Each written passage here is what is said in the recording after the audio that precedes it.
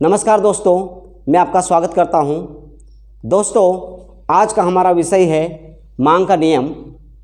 मांग का नियम अर्थशास्त्र का एक आधारभूत नियम है। इसके अंतर्गत वस्तु की कीमत और उसकी मात्रा के संबंध को स्पष्ट किया जाता है। दोस्तों, यदि आपको मेरा वीडियो पसंद आता है तो आप इसे लाइक करें, शेयर करें और सब्सक्राइब करें और साथ ही बेल आइकन को अवश्य प्रेस करें ताकि आपको मेरे लेटेस्ट वीडियो हमेशा प्राप्त होते रहें। तो आइए विद्यार्थियों, मांग के नियम को समझने का प्रयास करते हैं। दोस्तों, मांग के नियम को समझने से पहले हमें यह समझना आवश्यक है कि आखिर मांग किसे कहते हैं, डिमांड क्या होती है। दोस्तों, सामान्य अर्थों में मांग का आशय एक निश्चित कीमत पर एक निश्चित समय पर उपभोक्ताओं द्वारा जितनी वस्तुओं का क्रय किया जाता है उसे हम मांग कहते हैं। दोस्तों, मांग का आशय स्पष्ट होने के पश्चात हम मांग के नियम पर चर्चा करते हैं। दोस्तों, मांग का नियम हमारे सामान्य जीवन पर आधारित है। जब भी किसी वस्तु की कीमत में कमी होती है तो हम उसकी मांग बढ़ा देते हैं और वस्तु की कीमत में वृद्धि होने पर हम उसकी मांग कम कर देते हैं। मांग के नियम को हम इसी प्रकार से इस परिभाषा के आधार पर समझ सकते हैं। अन्य बातें समान रहने पर जब किसी वस्तु की कीमत में वृद्धि होती है तो उस वस्तु की मांग कम हो जाती है और इसके विपरीत जब वस्तु की कीमत में कमी होती है तो उस वस्तु की मांग बढ़ जाती है। दोस्तों, इस परिभाषा के अनुसार वस्तु की कीमत और उसकी मांग के मध्य विपरीत संबंध पाया जाता है। अर्थात यदि वस्तु की कीमत बढ़ती है तो वस्तु की मांग में कमी हो जाती है और वस्तु की कीमत में कमी होने पर वस्तु की मांग में वृद्धि हो जाती है। इस प्रकार मांग का नियम वस्तु की कीमत और उसकी मांग के संबंध को स्पष्ट करता है और दोनों के मध्य विपरीत संबंध पाया जाता है। दोस्तों, अन्य बातें समान रहने का आशय मांग के नियम की मान्यताओं से है। मांग का नियम इन मान्यताओं पर आधारित है। उपभोक्ता के स्वभाव एवं रुचि में परिवर्तन नहीं होना, उपभोक्ता की आय स्थिर रहना, प्रतिस्थापन वस्तुओं के मूल्य अपरिवर्तित रहना, वस्तुएं प्रतिष्ठा सूचक न हो, भविष्य में वस्तुओं की कीमतों में वृद्धि होने की आशंका न होना।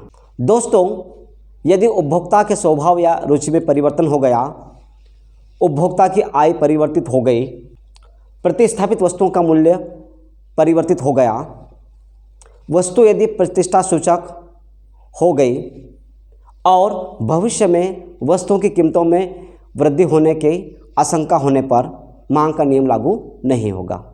अतः मांग का नियम इन मान्यताओं या सीमाओं के अंतर्गत ही लागू हो सकता है। दोस्तों, मांग के नियम की मान्यताओं के पश्चात हम मांग के नियम को मांग वक्र के माध्यम से समझने का प्रयास करते हैं। दोस्तों, मांग के नियम के अंतर्गत इस प्रकार से मांग वक्र तैयार किया गया है। ओ एक्स अक्ष पर हमने वस्तु की मांग या मात्रा को दर्शाया है। ओ वाई अक्ष पर हमने वस्तु की कीमत को दर्शाया है। डी डी हमारा मांग वक्र है जो बाएं से दाएं नीचे की ओर गिरता है। P1 और P2 कीमत स्तर है। A1 और A2 संतुलन स्तर है। Q1 और Q2 हमारी मात्रा के स्तर को दर्शा रहे हैं। दोस्तों, OP कीमत स्तर पर वस्तु की मांग OQ के बराबर होती है। यदि वस्तु की कीमत OP से घटकर OP1 हो जाती है तब वस्तु की मांग OQ से बढ़कर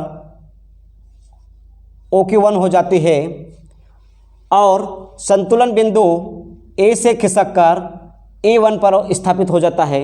दोस्तों, इसी प्रकार यदि वस्तु की कीमत OP1 से घटकर OP2 हो जाती है तब वस्तु की मांग OQ1 से बढ़कर OQ2 हो जाती है।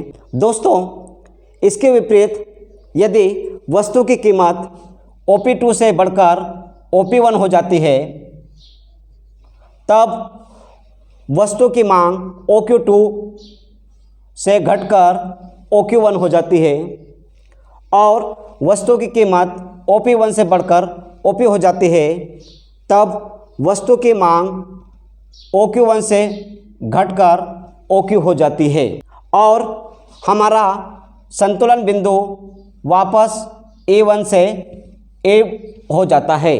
दोस्तों, इस प्रकार इस रेखा चित्र से यह स्पष्ट हो गया है कि वस्तु की कीमत और उसकी मांग के मध्य विपरीत संबंध होता है, अर्थात वस्तु की कीमत बढ़ती है तो मांग में कमी आ जाती है और वस्तु की कीमत घटती है तो मांग में वृद्धि हो जाती है।